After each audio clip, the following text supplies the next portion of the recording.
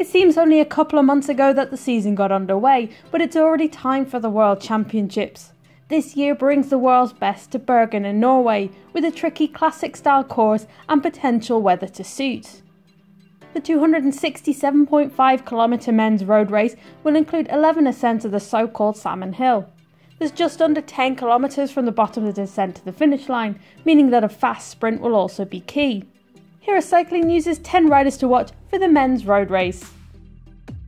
When talking about the World Championships, you can't look much further than reigning champion Peter Sagan. The Slovakian has won the last two World's road races and is the favourite to win again this year, with a course that looks perfect for him. If he does, he'll become the first rider in the competition's history to win 3 in a row. There have been some setbacks for Sagan this season, with illness hitting him in the build-up to the event, but even if he's sick, he'll be hard to beat. Michal Kwiatkowski is the second of 3 winners of the Rainbow Stripes on this list. The Polish rider has lost key support in Avermaet, but is still likely to be one of Sagan's biggest challenges in this year's competition. After a tough 2016, Kwiatkowski has enjoyed a bumper 2017. In general, he lacks a sprint finish of Sagan, but he showed several times this year that this doesn't matter. Particularly in his Milan-San Remo victory, Kwiatkowski proved that tactics are just as important as speed in such an arduous race. Greg Van Avermaet will help form part of a two-pronged approach for the Belgian team. Van Avermaet's been busy this season with 76 days of racing under his belt already. It's come with plenty of reward though. He's taken several individual wins this season and he's sitting pretty at the top of the World Tour and general world rankings.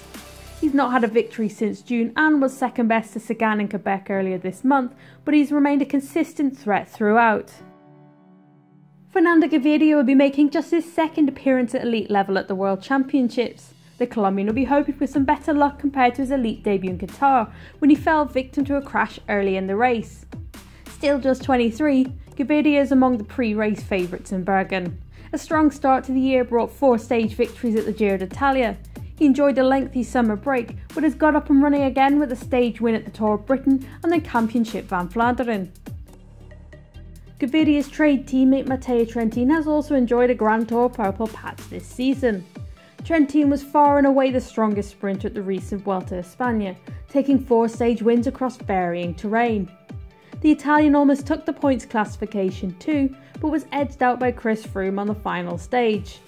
Judging by his performances in Spain, Trentin will have no trouble with the repeated ascents of Salmon Hill. Italy has a number of options in Bergen, but he's more than proved himself as a potential contender for gold this weekend. Michael Matthews is Australia's main man for the road race in Norway. After taking a silver medal behind Sagan and Richmond, he just missed out on a medal in Qatar. The tougher nature of this year's course will suit him better than that of 2016. Matthews has scored 4 wins this season, 2 of which came at the Tour de France, where he also took the green jersey. Following a post-tour break, he's enjoyed a consistent run of top 10 placings at a series of one-day races, including 3rd at the GP de Quebec. Norway has 2 chances at scoring a home gold medal, but Edvald Boasson-Hagen is probably their best shot for home glory. Boasson-Hagen has looked close to his old self this season with stage wins at the Tour de France and the Tour of Britain. Both victories came from attacks rather than sprints and could hint towards his approach to the road race. Alexander Kristoff's had good form of late, but Boasson-Hagen will likely cope with the climb better. And let's hope they don't get in each other's way like they did in Qatar.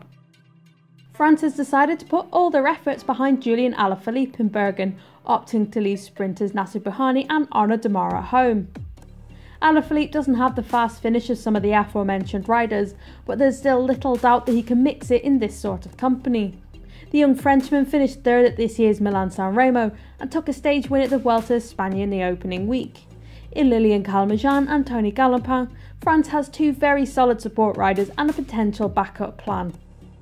Alongside Van Avermaet, Philippe Gilbert is Belgium's other leader. Van Avermaet's the more likely bet with the course pointing towards a small bunch sprint, but Gilbert is not to be counted out. The 2012 world champion had a supreme start to the season, with wins at the Tour of Flanders and the Amstel Gold Race. The second half of the year has been a touch quieter, but there have been some solid performances. With Gilbert in the lineup, Belgium can force the race and don't have to rely on a sprint. Italy is another country who's flush with options, with the in-form Elia Viviani another card to play for the Azzurri squad. Viviani had a disappointing start to the year and was overlooked for selection at the Giro, one of his major goals. However, since the European Championships at the start of August, Viviani has notched up 5 wins, including Cycloclassics Hamburg and the Britannia Classic. With strong workers such as Daniele Benati and Sonny Colbrelli among others, Italy has a good chance of taking their first medal since Alessandro Ballan's win in 2008.